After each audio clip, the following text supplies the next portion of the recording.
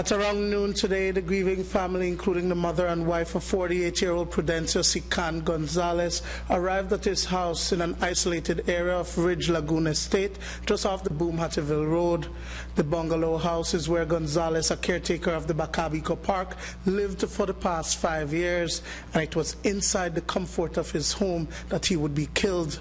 The body of the Guatemalan national, who had residency in Belize, was discovered by a cousin with whom he worked. Last night I was called and told that he was injured. I came, but he wasn't. He was in fact dead. He was shot once above the left eye, right here, and he was on the ground inside the house. I was the first person to find his body. The door was open, the lights were on in the house as well as the TV. Several bottles of beer were also there, and it looks like he was drinking. Residents in the area say that a single blast was heard, but Gonzalez was not a troublemaker and had no known enemies. He was murdered by a single shot that caught him right above the right eye.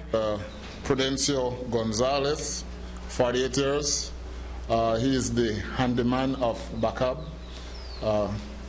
on the Boom Road, where around 9 o'clock a shot was heard, and investigation was carried out by individuals on the ground around the area to try and ascertain where the shot came from, but they did not discover Mr. Gonzalez until 11 that night, where he had one gunshot, apparently one gunshot wound over the right eye. Investigation into that matter is being conducted as we speak. So who would want the caretaker dead? Family and friends are still puzzled and are looking for answers. I was surprised this morning when they told me he was killed. I don't know why. He was a good person. He had no problems. We were friends. Even when we are working, we would talk about our problems. But he never had problems. I passed by last night on my motorcycle and I didn't see anything or didn't think that anything would have happened. The cousin called me this morning while I was on my way to work, and he told me that they killed him. We have no idea who could have killed him. We don't even know the motive. I don't know what happened. He never had problems with people. He would either be at mile 13 where there is a supermarket or the Boom Cutoff.